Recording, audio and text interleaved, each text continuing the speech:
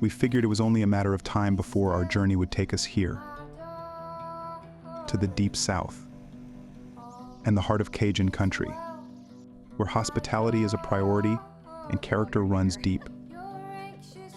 We were told there's a farm here that promised a story full of grit, entrepreneurship, and family. A story that had us asking many questions.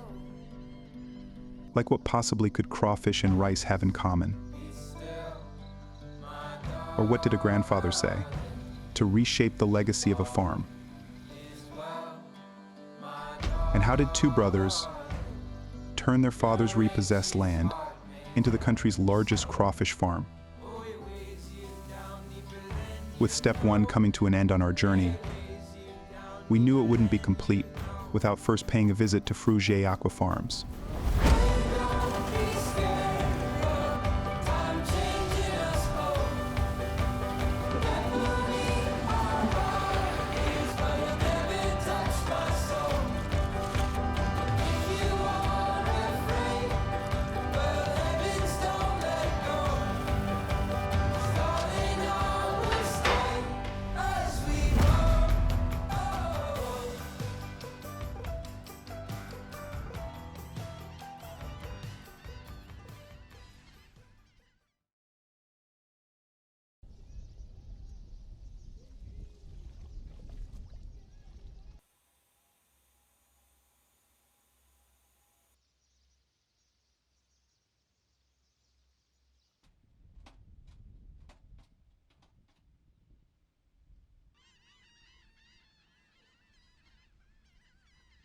You don't want to be on the camera? I don't know about that cameraman.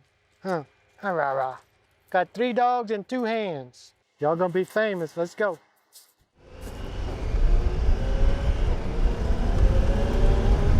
Oh, it's a lucky day. Maybe she got some babies. So she came out the ground and she has her babies on her tail.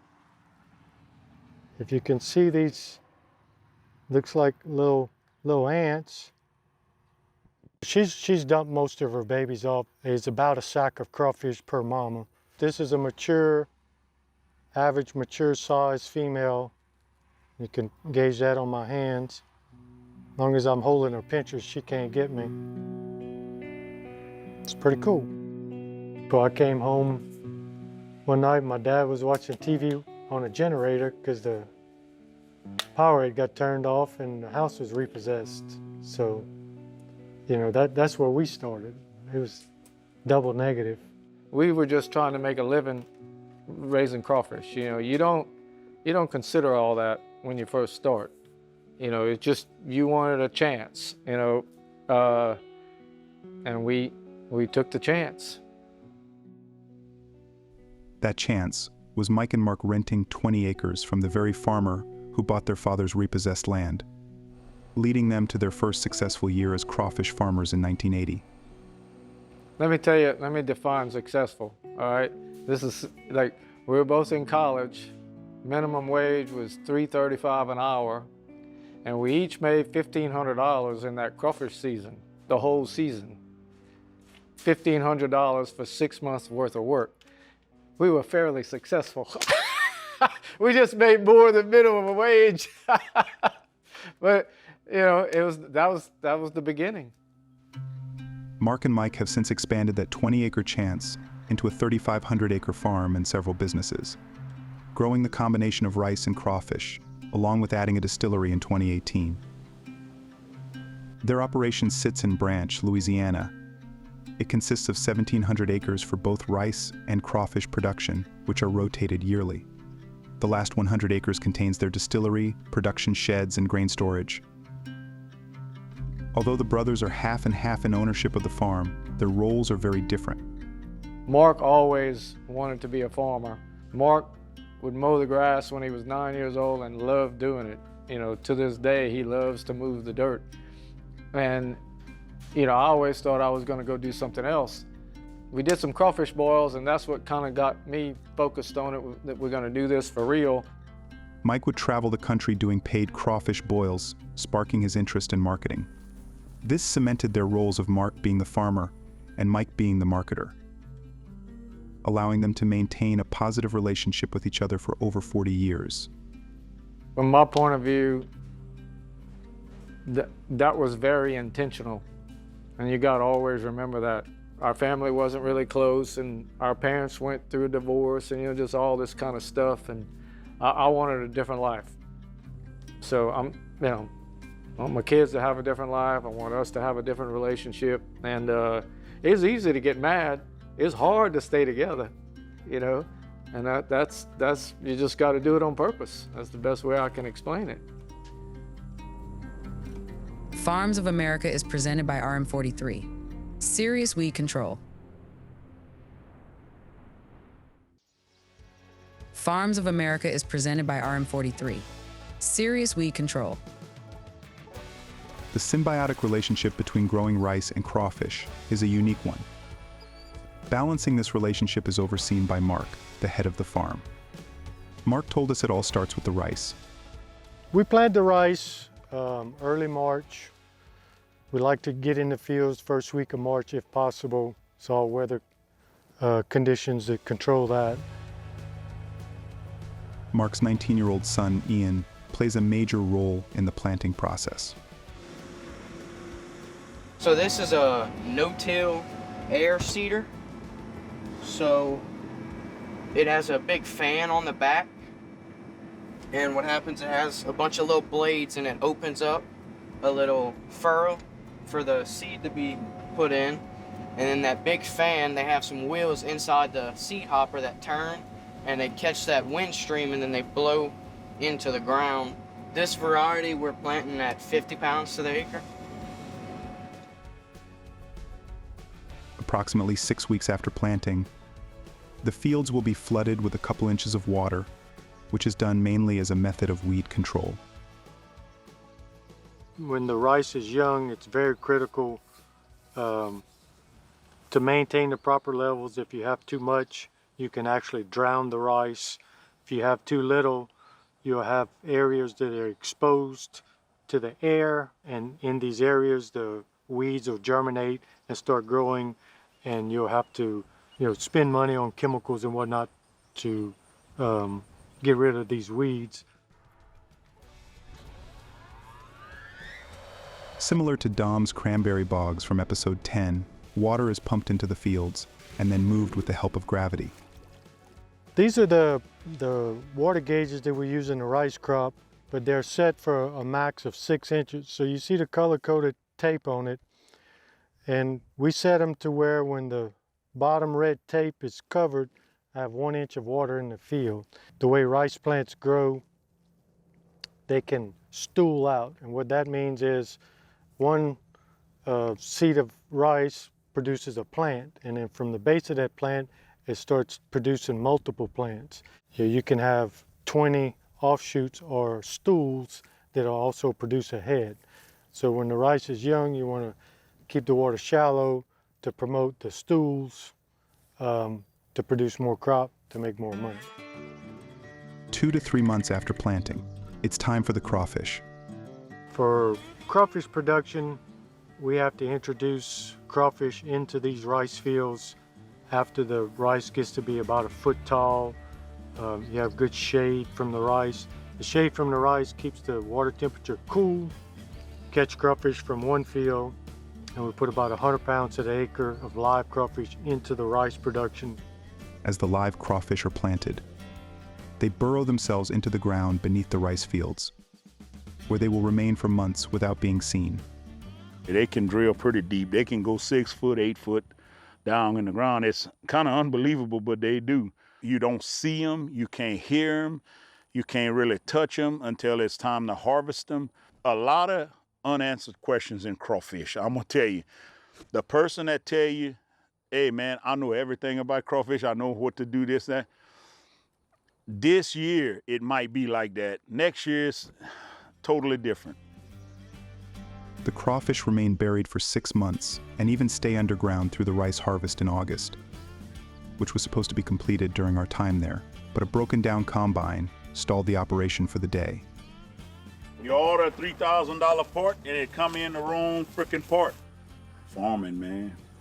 It's always something fighting you. Lions and tigers, alligators and turtles and everything. Yes, sir.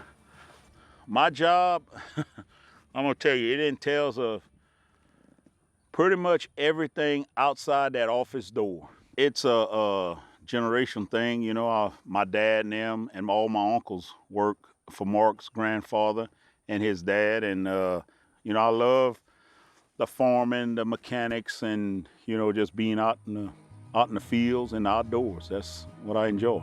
We used to do this thing with these crawfish, like, I don't know if it put it to sleep or not, but you can take it and you rub it on the head like this for a certain amount of time, and it will get calm. And you can actually, like if you're sitting at the desk doing that, you can put them at the desk and they'll just stay just like you put them. Just rubbing them on the head like this. You see how she got quiet? And they'll just sit down on there. You'll set them and they'll stay on that deck, you know. That's how they do, just like that. Ed, he was a big-time football player as well, and he had a full-ride scholarship to LSU to play football, and he also qualified for the Olympics to powerlift. Believe it or not, when we was kids, we would wrestle, and I was a couple years older, so I used to whip him until we got to about 8 years old, and he caught up, and then I quit messing with Ed. But Ed brings much more than just muscle to the operation. He harvests both rice and crawfish, oversees rice storage and drying, and maintains all equipment. Mike and Mark were both outspoken that Ed has been responsible for plenty of the farm's success over the 40 years that he has worked for them. Farms of America is presented by RM43. Serious weed control. Farms of America is presented by RM43. Serious weed control.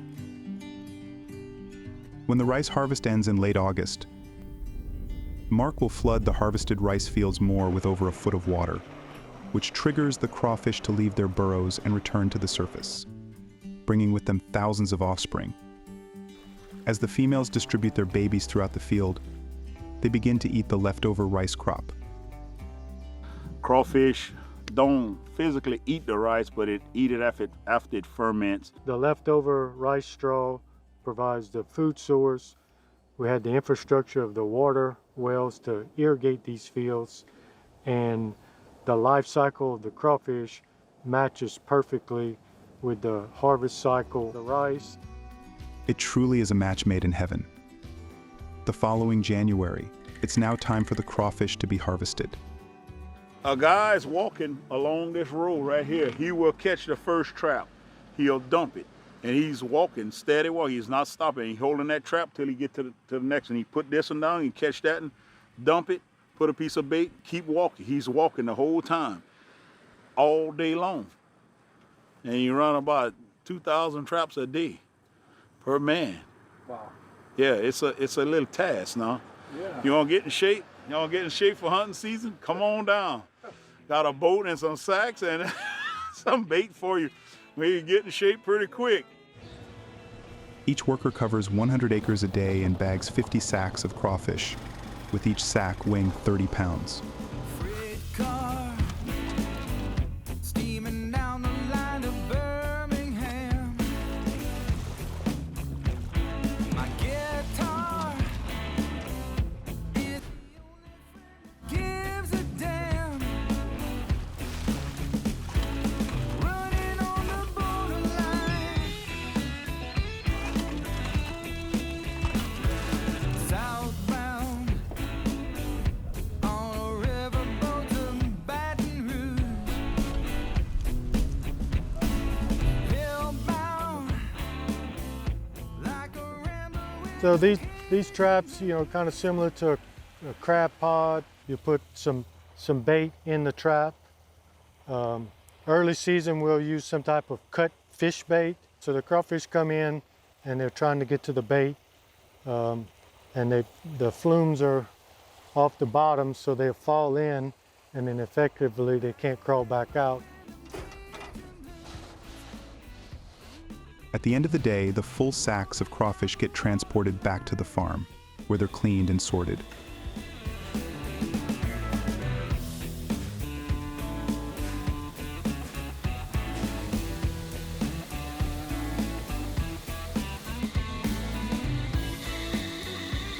In an average harvest day, the farm will bag over 1,500 sacks of crawfish, or 50,000 pounds, that are all shipped and delivered across the country live. We ship anywhere in the U.S. where they allow us to ship. But we have a few states that we can't ship because they don't want our crawfish crossing with theirs, because ours is a little more aggressive. From January to July, Frugé Aquafarms will harvest and sell over 5 million pounds of live crawfish, contributing to 80% of the farm's yearly revenue. But even with the revenue from the crawfish, making the decision to plant rice every year gets harder and harder.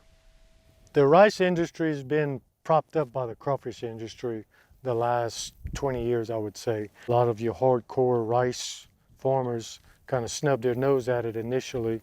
Rice was king at the time.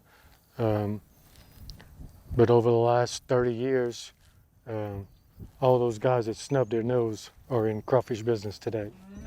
Mark contributes this change to lower buying prices from the mills, paired with increases in growing expenses, the same issues that started pressuring the farm in 2017. I don't know if you understand farming, but you literally take your money and you go put it in the dirt. Take your money and go bury it in the ground. That's what you do. And you hope something good happens. So I have this big official meeting with my brother, the accountant, and everybody's in the room, and we're going to present these numbers to Mark, because I know he's not going to listen to me. And the gist of the story is we can't plant the rice crop this year because the numbers are so terrible, it's just never going to work. He gets up and leaves. And you have to understand a farmer, it's like they will plant the crop. It's like in their DNA, they're going to plant. It was from this very meeting where an idea sprouted, an idea that would allow Mark to keep planting rice and would change the future of the farm.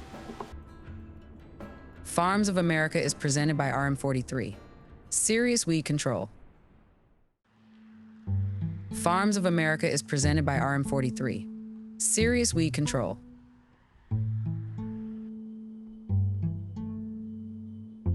This is classic. This is the difference between us in this moment, if you can pay attention. I'm so excited, man. I got a bottle of vodka. Our rice has been turned into this bottle of vodka. And it's just a clear bottle with liquid in it. And I go over there and I put that bottle on his truck, on his deal, and I said, guess what that is? I said, and he doesn't drink at all, never has, so already I've broken some rule, and I'm like, that's vodka made out of our rice. We're gonna, just this rambling on, and he goes, I'll have to think about this.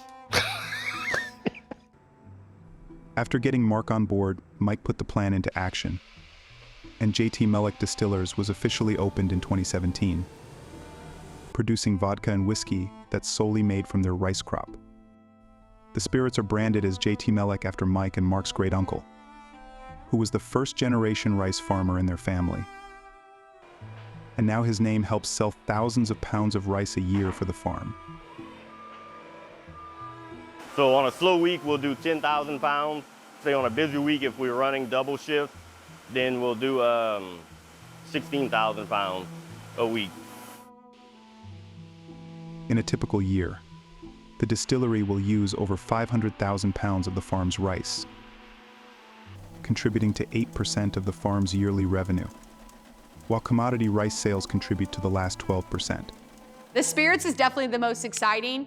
It gives the foundation and the future to the farm. It gives back, and it's the most allowance of national brand. It's the one thing that we have that can actually become a national brand.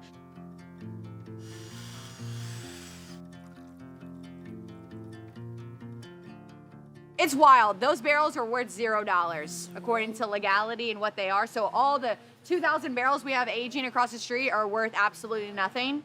People tell us all the time, so you're telling me that your rice crop was losing value, So the answer to that was to spend more and let it sit at zero value for at least 4 to 5 years. You are correct, we did, and it sounds so dumb when you think about it. But when Mike took that chance, he saw the potential of what could be. You want to control your own destiny, I think, if you can, if that's possible. I don't think I thought of it that way when I first got in my pickup truck to go sell crawfish to somebody. I thought I was trying to make a living. I was literally trying to make a certain dollar figure so we could pay our bills. My grandfather drug us around as kids, taught us how to work, taught us how to play. You got to make something out of nothing. You got to make something out of nothing. I'd like to know how many times I heard those words. Or make something out of what you have. And so that's just drilled into you as a child. And I'm looking around, what do we have and what can we make out of it? So you're always asking that question. I don't think we're finished asking that question. And it's that question that will most likely continue to lead Fruge Farms into a bright future, even though it isn't clear who will be involved in it. I don't think they want to answer the question because it probably comes from a level of fear. But I'm sure to work for 30 plus years and realize that I don't want to say your time is coming to an end, but you have done all this stuff and it's time to give it over. But you've been taught that the way of life is to work and to work and to work and to work. And what do they do when they don't work? And they haven't defined that for themselves. And so they can't define what that legacy path looks like because it wasn't created as a legacy for them either. You get to be Mia's age, you want to make a living. She wants to make a living, pay for her daughter's school, have a nice home, have a good lifestyle. You get to be my age and you say, man, I just turned 60. This is it? Like, what?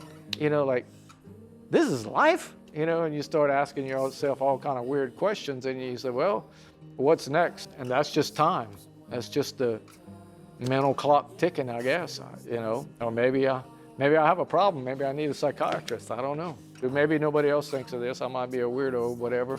But I know my brother's thinking about it.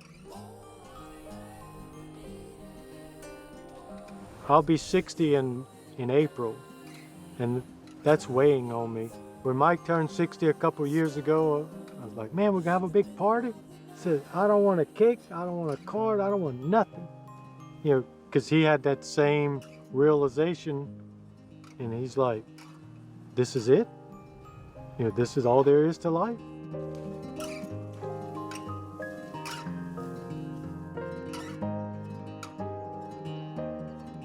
A lot of people go through life trying to get somewhere, and life is getting there.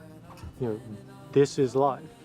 You set goals and you're working and you have your head down and you're grinding, but that's your life. For now, who will be running the empire of Frugé Aquafarms after the departure of Mike and Mark will stay unanswered. We worked really hard. We keep on working hard, and we built something, and hopefully it continues on. That's what we do. We left Frugé Aquafarms knowing that Mike and Mark's story won't be forgotten. The Fruges not only made a life for themselves, they helped make a better future for their kids, employees, and the rice and crawfish industry.